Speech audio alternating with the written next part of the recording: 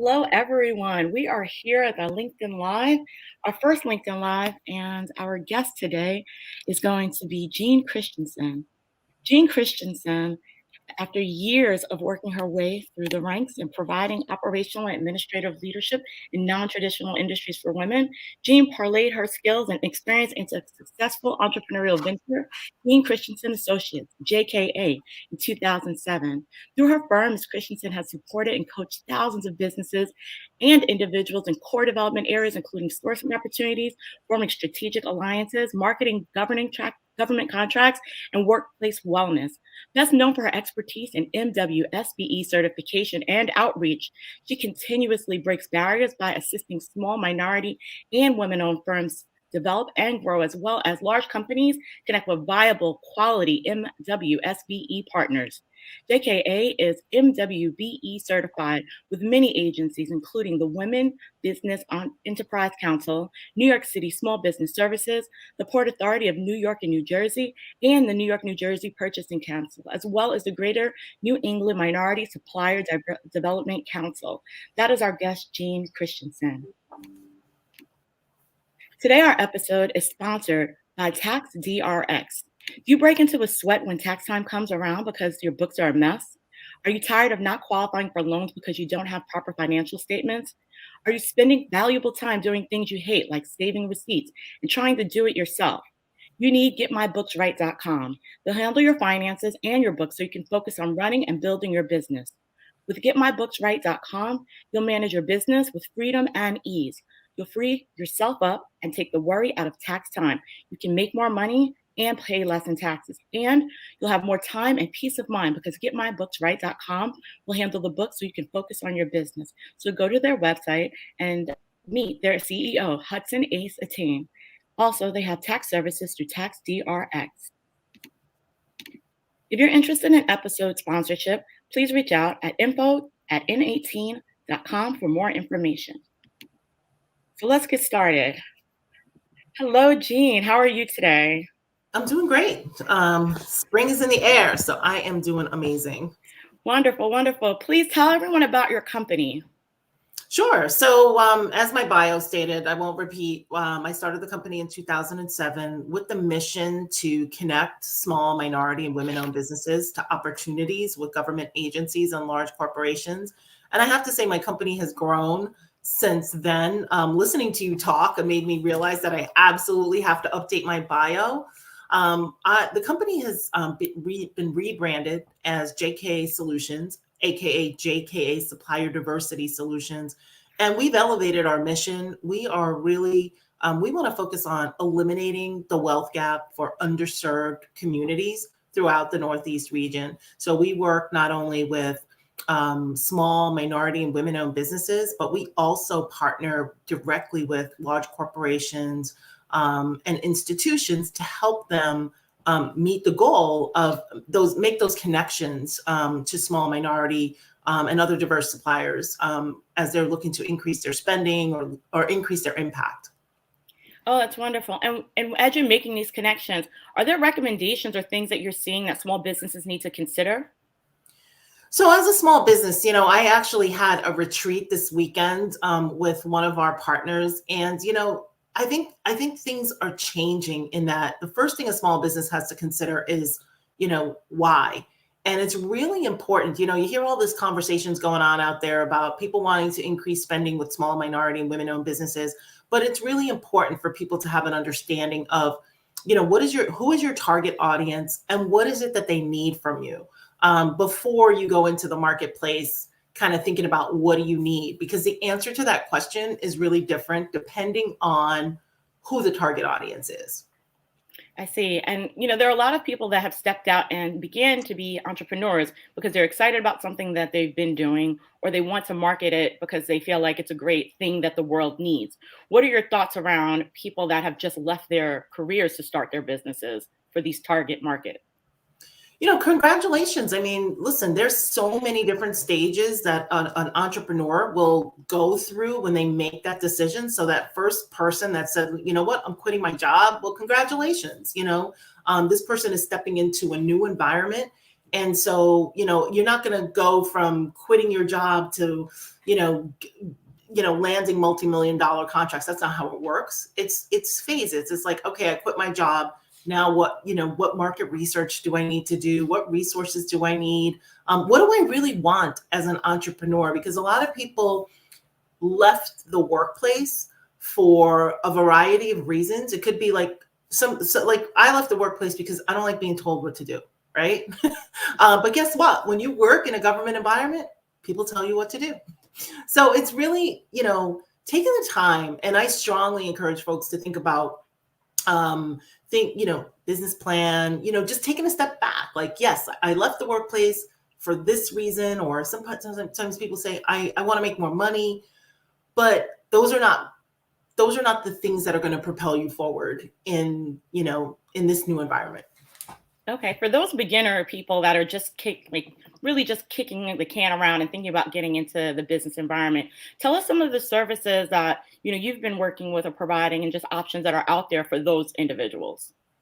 Yeah, so there's a lot of information that's out there. And the first thing I want to caution people about is, getting information from credible sources, meaning, it's either a coach or an organization that really specializes in a particular field of work. So obviously I'll just share some of my resources. Number one is the New York City Department of Small Business Services. They are a client of ours. And they also provide one-on-one technical assistance, mentoring, capacity building, a series of things that are available to entrepreneurs absolutely free of charge. You can find a lot of their events on Eventbrite. Just look New York City small business, and you'll see anything from how to start a business, how to do business with the government. I think the SBA is another incredible resource. There's a lot of blog articles. There's a lot of information online. Obviously, the Harlem Entrepreneurial Fund, which we both know and love, they have a great course for entrepreneurs that are a little bit further ahead on, establishing a growth plan. Anything that's associated with what's called a Procurement Technical Assistance Center is also a good resource. So that's the Women's Business Development Centers. They are throughout the country. Small Business Development Centers, U.S. Department of Transportation for folks that are in construction. So the point is, kind of thinking about, I also want to mention the NMSDC, that's the National Minority Supplier Development Council, and the WBENC. All of these organizations really specialize in helping firms identify opportunities with government agencies and large corporations. So you definitely want to start there. Do your market research. Most of these the organizations that I just mentioned, they provide their services free of charge and on demand. So you can go on YouTube, you can go online, you can look at a bunch of different sources. And I think it's an important step before you kind of start venturing out there, just to have that baseline of understanding of what is it that you're getting into. Oh, I love that. I think also people need to hear the cautionary tale for the people that skip all those steps and just go and start filing things. What have you seen happen to other businesses that just kind of skip all the educational opportunities and steps? So I'll tell you, I skipped all every single one of them, because when I started, and I'm like, I consider myself the voice in a lot of cases, because almost every client I see, it's the same thing that you just described. Quit my job and decided that I wanted to go into business. And I actually started with my parents. My dad started a security guard company, literally said, hey, I'm working as a security officer in an environment. He had a background in law enforcement. And so decided that, look, I'm going to get out there and start a company. And for all the right reasons, he wanted to have an impact. He said, you know what, I wanted to, I'm looking at an environment that I'm in that they're not providing customer service. So all that made sense. But skipping, and back when he started, back in the 80s, there was not the abundance of resources that there are today. But when you're going out into the marketplace, you don't know what you don't know. Like how to finance your operation, how to market your operation, the importance of having the right networks. So I don't recommend skipping the steps. In fact, when I started this consulting practice, I had a full-time job while I was getting the business off the ground. doing my certifications, building my network, because I knew even though I had a good sense of what I was doing, I still had to pay bills. Like I still had to put food on the table. So, there's a lot of good resources out there, and I don't recommend skipping the steps. Like at least have that foundation of, foundational knowledge of what it is that you want to do and what is the market telling you. Wow. So I think that people need to hear that. And sometimes they need to be reminded, I myself included, just kind of thinking about, you just jump in, you think all of the business opportunities are going to be there. But one of the things you said is your father was an entrepreneur. So entrepreneurship is in your blood. Yeah, so I think about the retreat that I did this weekend where I was sharing with folks, just the understanding of your own individual preferences and leadership style. Like I'm a DISC trainer, so I'm very passionate about sharing that information with folks because it really kind of helps kind of connect the dots.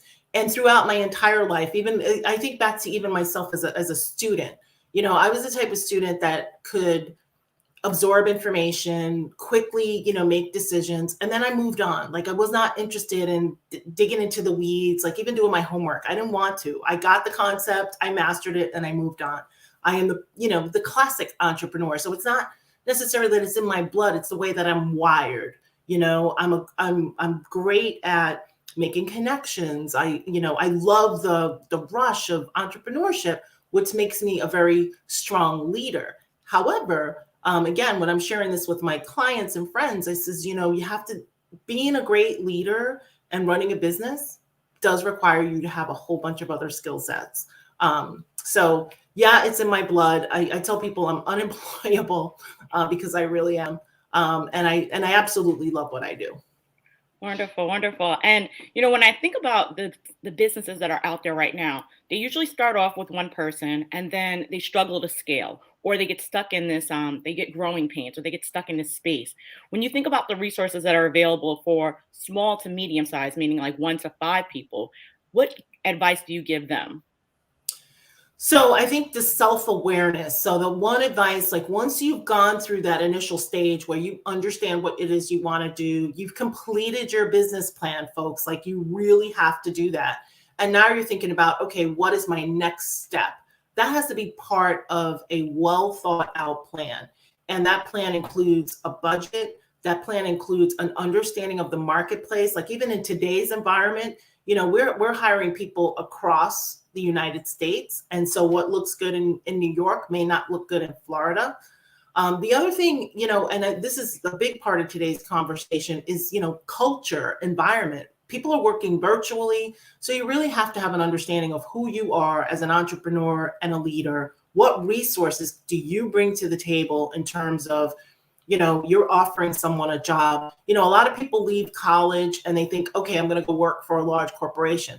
I don't hear a lot of people saying, hey, I want to go work for a small business, because it's just a different path. There are some unique individuals that will say that. So that's our challenge as entrepreneurs. We're competing with very large corporations. So you really have to have a sustainable work plan as to when are you bringing someone on and how are you going to nurture them? How are they going to contribute to the organization? There's a lot to it. Yes. And so I love the cautionary tales. You emphasize business plan. Can you talk about why or what a business plan is and how it differs from like a strategic plan or even the work we did with opportunities for growth? So a business plan, in my opinion, is a foundation. And again, folks, there's a lot of resources out there that will help you create that business plan. I'll always hear somebody will say, well, can I just YouTube it? Or can I download a template from the internet? No. Okay.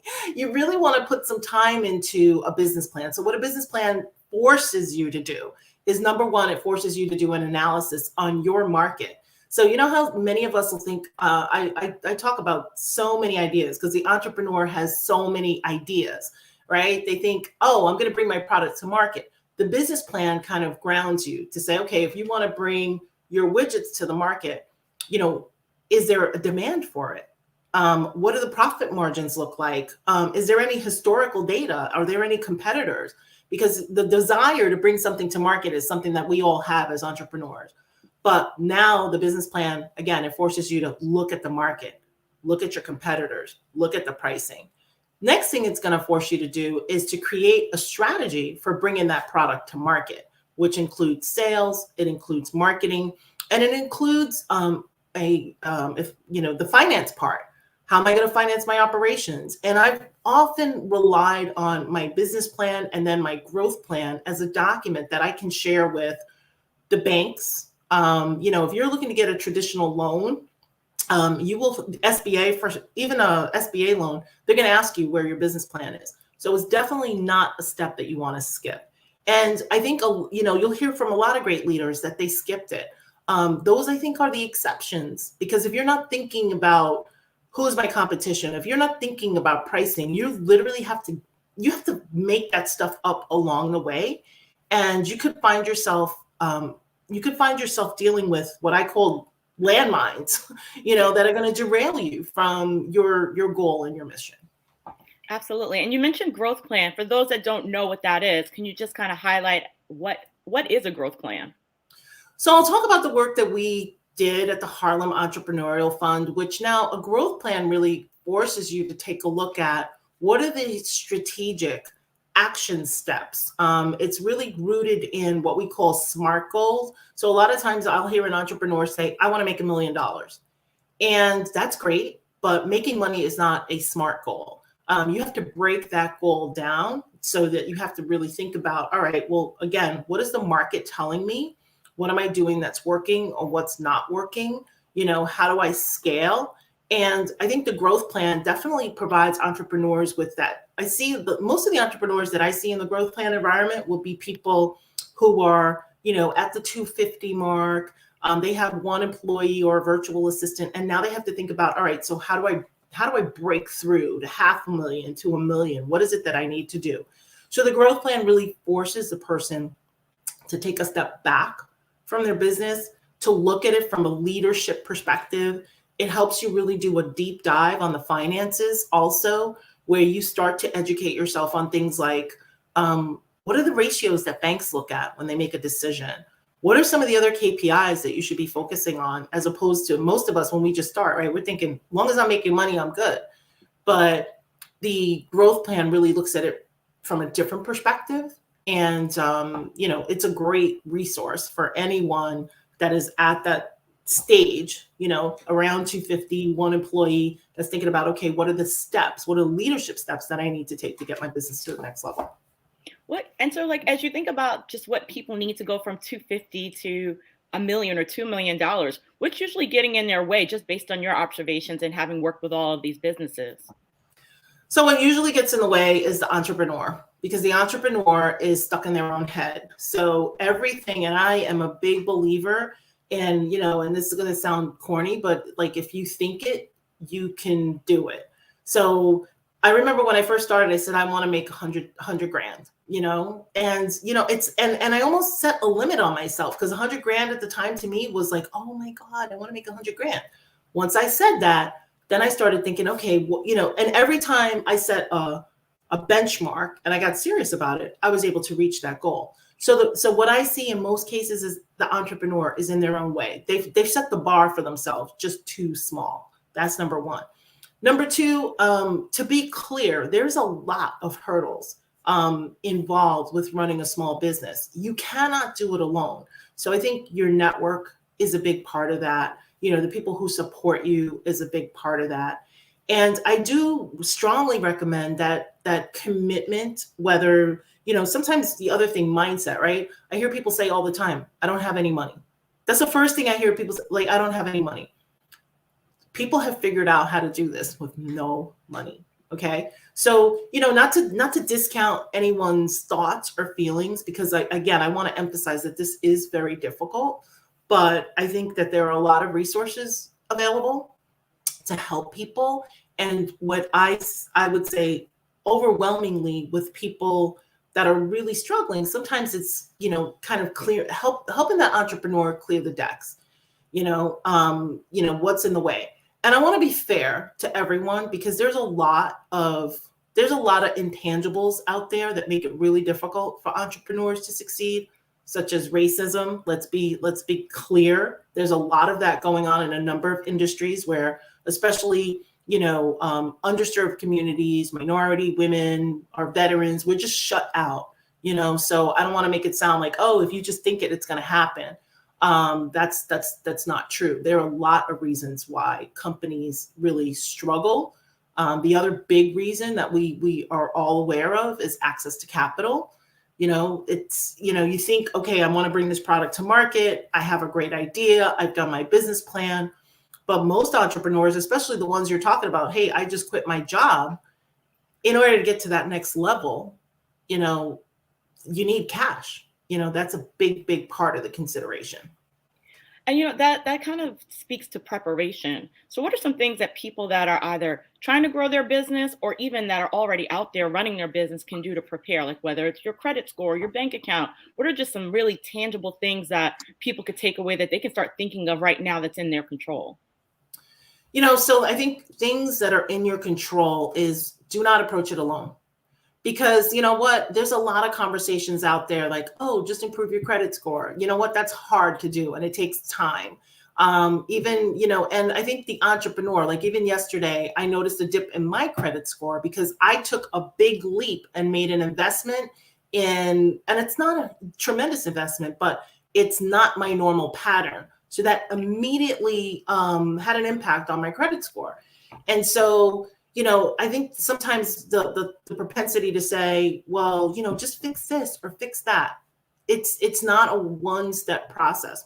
What I would recommend if someone is, trying to get their business to the next level is identify that resource, whether it's, a course, a person, a coach, a network, a group that can support you. Because then you have, again, resources as opposed to, and you have the benefit of having different opinions. I was literally just talking to my husband this morning and we were talking to our son and, he wants to be an entrepreneur. And so he's like, you guys are amazing, and we could just do this and do that. And my husband and I are like the types where my husband has a restaurant, we have real estate, all these different things.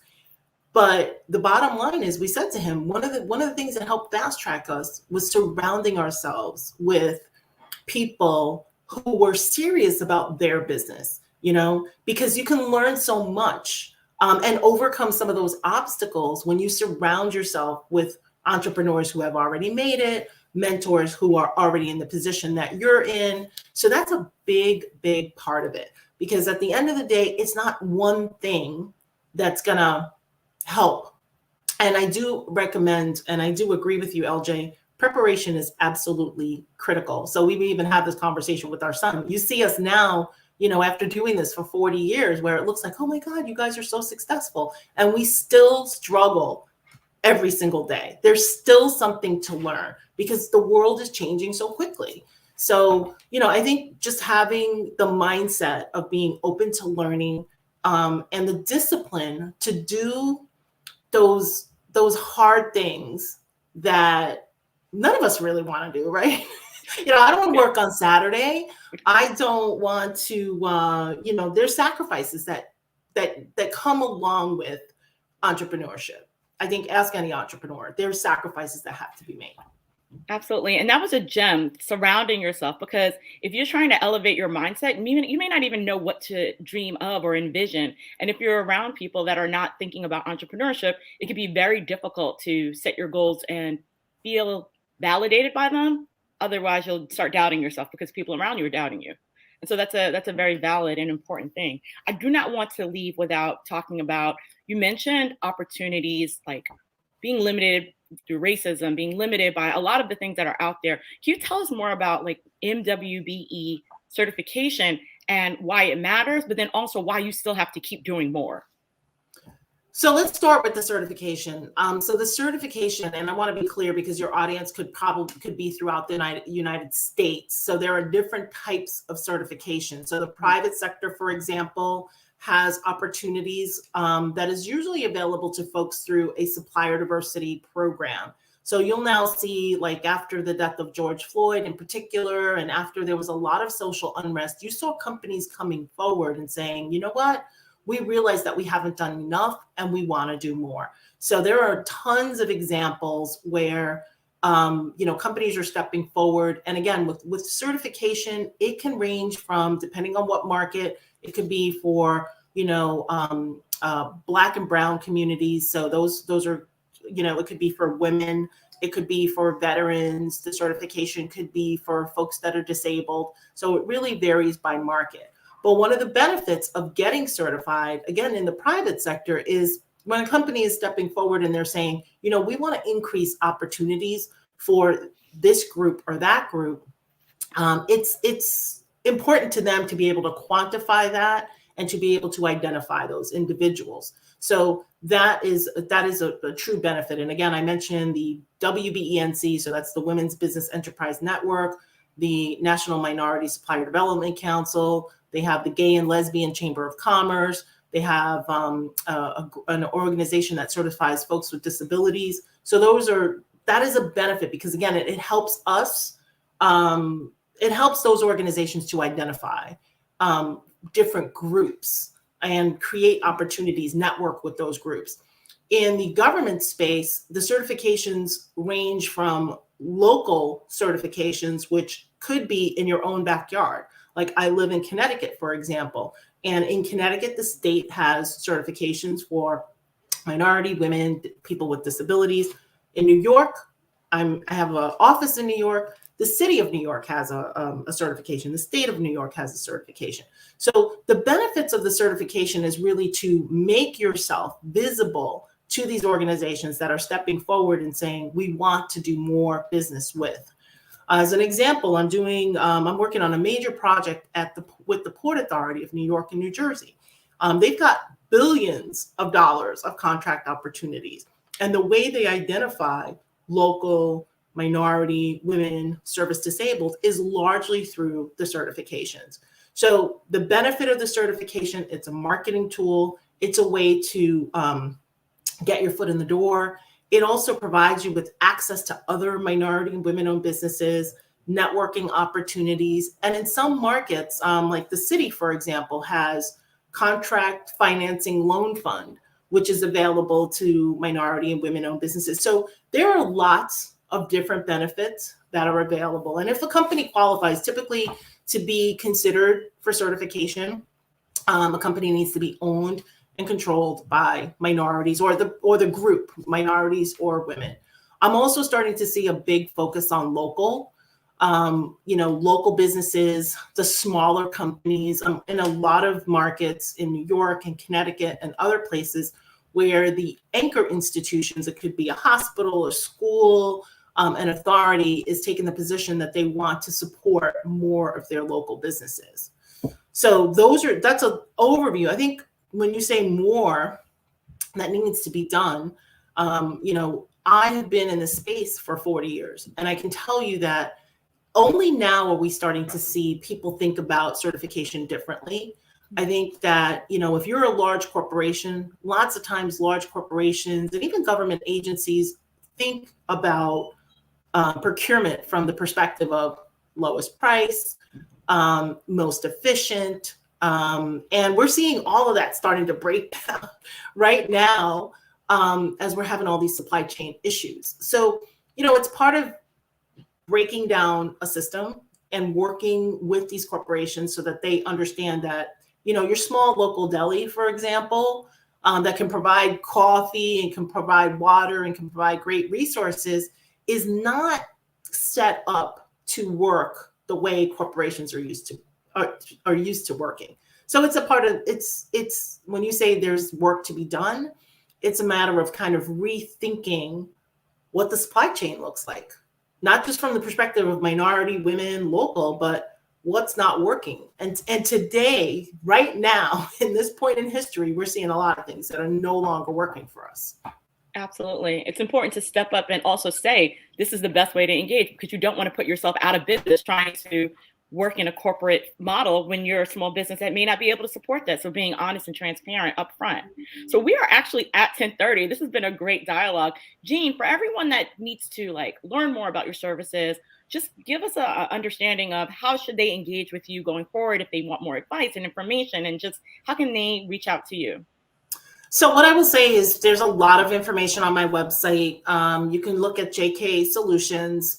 We regularly post our events. And what I had mentioned earlier about events is that there's a lot of free events, because we support our clients. So the Department of Small Business Services, WEDC, Harlem Entrepreneurial Fund, their events are typically on our website. So that's a good place. We have a podcast, MWBE Success. That's a great place. LinkedIn is a great place because we put a lot of content out there for folks, that are looking to break into the entrepreneurial space. Awesome. Awesome. Thank you. So everyone, thank you for tuning in. Please make sure you join my mailing list and tune in again for any given Monday, and the recap will be available. Thank you, Jean, and have a great day. Thank you. You too.